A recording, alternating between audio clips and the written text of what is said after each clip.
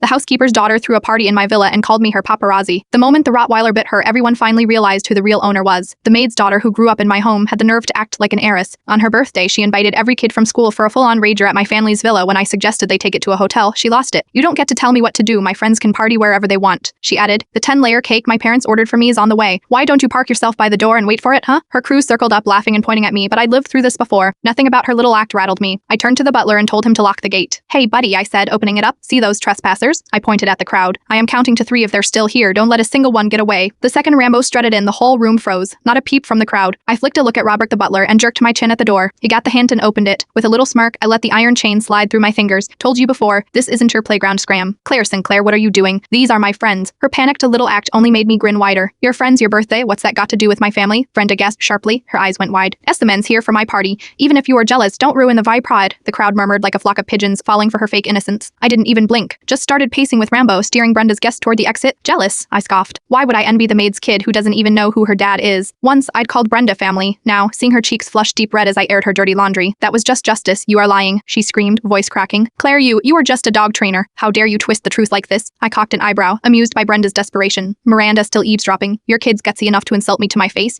You planning to let that slide, or are you ready to pack your bags?" The maid herself, Miranda Bart, slinked out from behind the door, her face stormy. But instead of shutting Brenda down, she grabbed my arm. "What are you trying to pull?" she hissed. "You are ruining Miss Brenda's party. Come with me, now." Her grip left an angry red mark, but she wasn't done. Oh no, she had a whole lecture locked and loaded. "If it weren't for Miss Brenda's generosity, you'd still be on the streets. You should be grateful. Now up that mutt. If it scares her friends, you'll pay for it, Claire." The crowd didn't miss a beat, piling on with their little comments. "So she's not the big deal she pretends to be, just a dog trainer. Being around rich people doesn't make you one of them, Claire. What's wrong with you? Tie up the dog already. Ruin Brenda's party, and you'll regret it. Regret it." I let the leash slide free and shot Brenda a look, my smirk cutting right through her smug little act. "Let's see who's regretting things by the end of today." Rainbow didn't wait for a second invitation. It leapt, slamming Brenda flat to the ground. The room erupted into shaw screams, scrambling feet, the whole 9 yards, while everyone else lost it. I stayed focused. Miranda was wide open, and I didn't waste the chance. I slapped her hard once, but thrice. By the time I was done, her face was puffing up like a balloon. Dusting off my hands, I straightened up. "A bunch of servants thinking they can boss around the master? Penchy, I'll have to remind you who's in charge."